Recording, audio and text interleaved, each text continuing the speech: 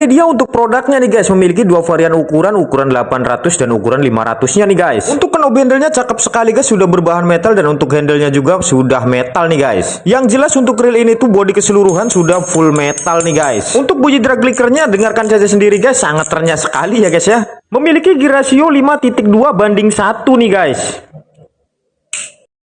Lihat saja sendiri guys, tanpa jeda sama sekali nih guys. Jika kalian berminat produk seperti saya, check out produknya di keranjang di bawah sini guys. Mantap.